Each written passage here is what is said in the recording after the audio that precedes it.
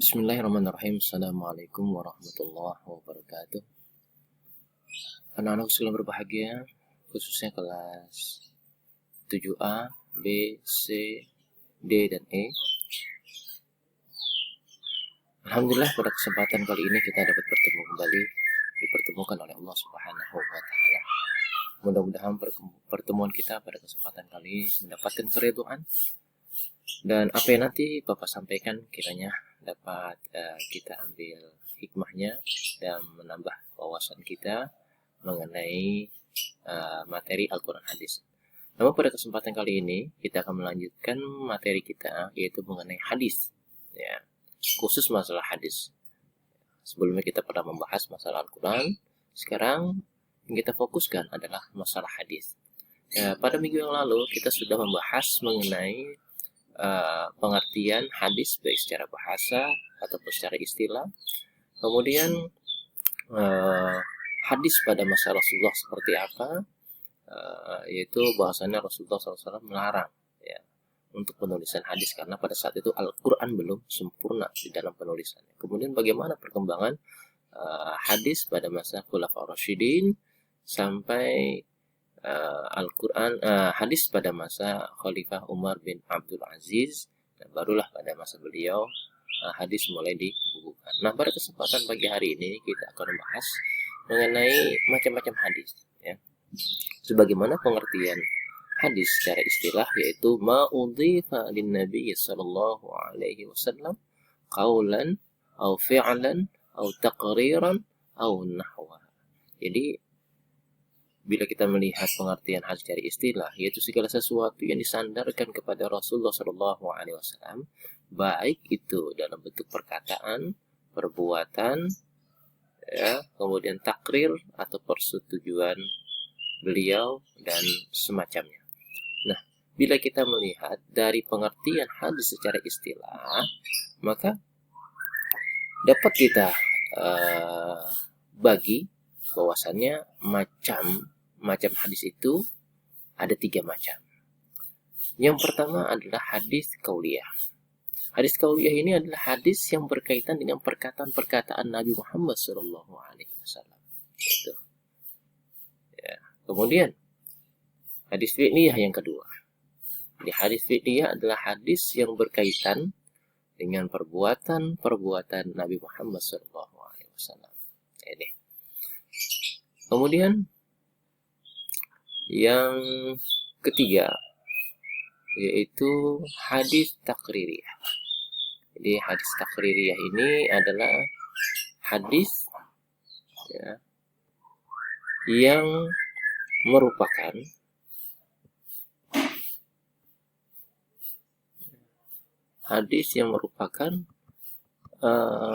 pernyataan atau persetujuan Nabi Muhammad SAW terhadap suatu perbuatan yang dilakukan oleh para sahabat atau seseorang di hadapan beliau, atau perbuatan seseorang di tempat lain yang dilaporkan kepada Rasulullah. Lalu Rasulullah diam. Nah, diamnya Nabi Muhammad SAW ini menandakan persetujuan. Sebab kalau tidak setuju, maka beliau akan menolaknya atau melarangnya. Nah, ini. Jadi titik tekan dari hadis takririyah ini adalah mengenai perbuatan sahabat, ya, atau seseorang baik secara langsung ataupun tidak langsung. Nanti ada contoh-contohnya, nanti Bapak berikan.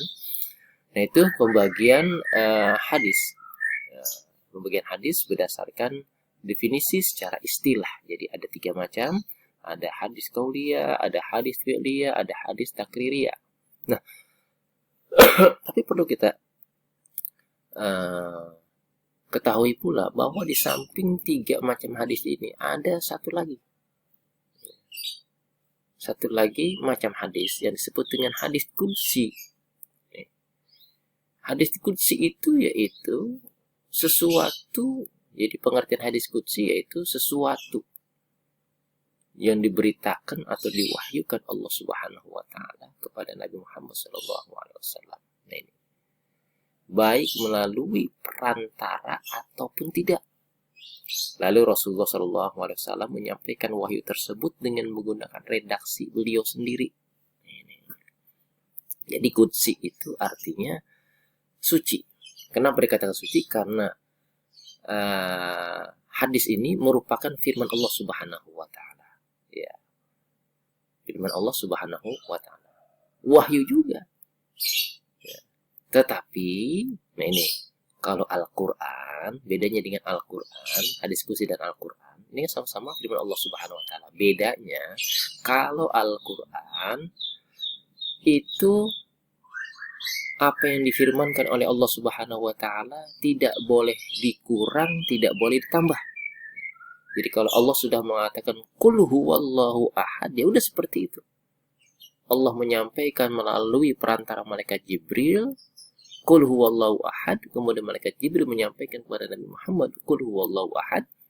Kemudian Nabi Muhammad menyampaikan kepada umatnya tetap qul huwallahu ahad. Nah, ini Al-Qur'an. Tapi kalau hadis qudsi, ya, misalkan Allah Subhanahu wa taala melarang Nabi Muhammad mendapatkan wahyu bahwasannya bahwasannya babi itu, binatang babi itu adalah haram bagi umat Islam. Nah ini. Nah kemudian ya, Nabi menyampaikan kepada umatnya ya, dengan redaksi Nabi sendiri. Ya. Nabi mengatakan, wahai umatku, bahwasannya daging babi, bahwasannya binatang babi, baik itu tulangnya, dagingnya, kulitnya, bulunya, giginya, semua yang ada yang dimiliki oleh babi itu semuanya adalah haram. Padahal Allah hanya berfirman bahwasannya binatang babi itu haram, tapi Nabi menyampaikan lebih detail lagi. Ini. Jadi melalui redaksi Nabi inilah yang dimaksud dengan hadis qudsi. Di firman Allah yang disampaikan kepada Nabi Muhammad menyampaikan kepada umatnya melalui redaksi beliau sendiri, bahasa beliau sendiri. Nah kemudian yang berikutnya adalah ciri-ciri hadis qauliyah, fi'liyah, takririyah, dan hadis qudsi. Nah ini ya. Ciri hadis qauliyah. Nah, ini ada cirinya, walaupun kita tidak paham hadis, tapi kita bisa menentukan ini macam hadis apa. Apakah hadis fi'liyah, qauliyah, ataukah hadis qudsi. Ya. Yang pertama hadis qauliyah.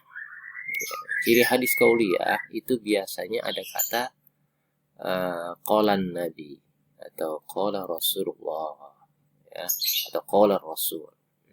Ada kata-kata qola, ini qauliyah. Ya, ciri hadis qauliyah biasanya ada kata-kata qola. Ya.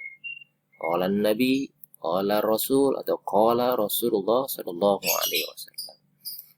Kemudian yang kedua, hadis fi'liyah. Ciri hadis fi'liyah yaitu biasanya ada kata-kata kana Nabi, atau kana Rasul, atau kana Rasulullah sallallahu alaihi wasallam. Jadi ada kata-kata kana. Ini kalau ciri hadis fi'liyah.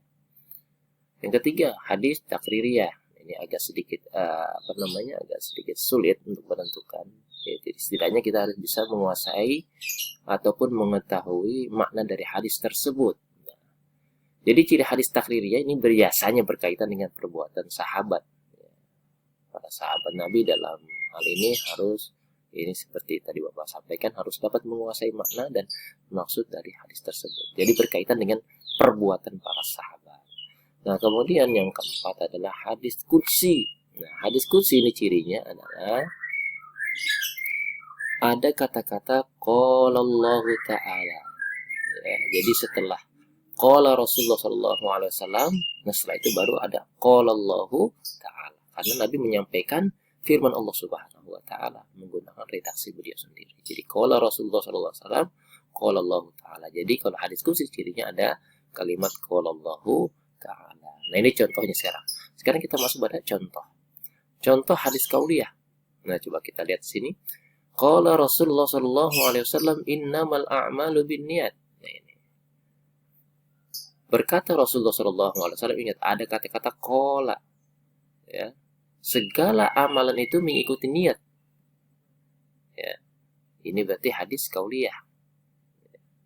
Kemudian contoh yang kedua, qala Rasulullah SAW, la wasiyata liwarithin. Ingat ada kata-kata qala. Qala Rasulullah SAW.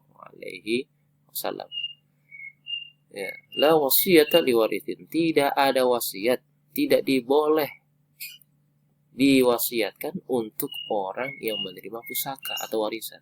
Tidak ada wasiat bagi orang yang menerima. Tidak ada wasiat untuk orang yang menerima pusaka atau warisan. Ya. Ya, pada ahli waris tidak ada wasiat. Nah, kemudian contoh hadis fi'liyah. Kita lihat di sini. Contoh hadis fi'liyah, ya. Karena Rasulullah Shallallahu Alaihi Wasallam sallu kama ra'aitumuni usolli. Ya, dari segi arti juga udah sangat jauh berbeda. Kalau tadi hanya perkataan Nabi. Di sini ingat contoh hadis fi'liyah. Fi'liyah itu harus ada kata-kata karena. Ya, coba kita lihat artinya. Sholatlah kamu sebagaimana kamu melihat aku sholat. Jadi melihat gerakan Nabi sholat itu seperti apa? Ya. Jadi kita harus mencontoh gerakan Nabi ketika sholat. Ya, berarti ini perbuatan. Contoh hadis yang kedua, karena Rasulullah SAW khudhu anni manasikakum. Ingat ada kata-kata karena ambillah dariku cara-cara mengerjakan haji. Jadi kalau kita umat Islam ingin mengerjakan haji, ikuti apa yang sudah diajarkan oleh Rasulullah. Ini berarti perbuatan. Nah itu ya. Jadi kalau hadis qauliyah berupa perkataan, ada kata-kata kana, ada kata-kata qala. Dan hadis fi'liyah berkaitan dengan perbuatan, ada kata-kata kana. Nah sekarang kalau takririyah, nah ini takririyah, ini berkaitan dengan perbuatan sahabat. La walakinnahu laisa fi ardi qaumi kulu fa innahu halalun. Jadi suatu ketika Nabi pernah dijamu untuk makan malam, ya. Pada saat itu yang dimakan itu adalah binatang yang belum pernah Nabi lihat. Sehingga Rasulullah SAW bertanya, itu daging apa? Ya. Kemudian sahabat mengatakan, oh ini sejenis daging biawak gitu kan. Sehingga para sahabat bertanya, bagaimana ya Rasulullah? Boleh atau tidak? Ya. Maka kemudian Nabi berkata, walakinnahu laisa fi ardin qaumi kulu fa innahu halalun. Tidak. Hanya saja binatang ini tidak ada di negeriku. Oleh karena itu aku tidak suka memakannya. Makanlah, sesungguhnya dob ini adalah halal. Nah ini. Ya, jadi ini sikap Nabi, ya, takrir Nabi terhadap perbuatan para sahabat. Nah ini. Jadi ya kemudian contoh hadis qudsi. Coba kita lihat di sini. Contoh hadis qudsi, ya. Ya, kita lihat di sini hadis qudsi contohnya ada dua. Ya. Ada dua sini. Bismillahirrahmanirrahim. Qala Rasulullah sallallahu alaihi wasallam, qala Allahu azza wa jalla, ana 'inda dhanni abdi bi wa ana ma'ahu haitsu yadhkuruni. Ya. Qala Rasulullah sallallahu alaihi wasallam, qala Allahu azza wa jalla, ana 'inda dhanni abdi bi wa ana ma'ahu haitsu yadhkuruni. Berkata Rasulullah SAW, Allah Subhanahu Wa Taala berfirman, aku menurut prasangka hambaku dan aku besertanya di mana saja dia menyebut atau mengingat aku. Nah ini contoh hadis qudsi. Jadi ada kata-kata qala Allahu azza wa jalla atau qala Allahu ta'ala, atau ada juga hadis Nabi, ya. Qala Rasulullah SAW, qala Allah Ta'ala, kullu amali ibni Adam lahu illa siyam fa innahu li wa ana ajzi bih. Ya, Allah Subhanahu wa taala berfirman, seluruh amalan anak Adam untuk diri sendiri kecuali puasa. Puasa itu untukku dan aku sendiri yang akan memberikan balasannya. Ini juga contoh daripada diskusi. Ya mudah-mudahan materi ini dapat kita ambil hikmahnya, dan mungkin ini saja yang dapat Bapak sampaikan.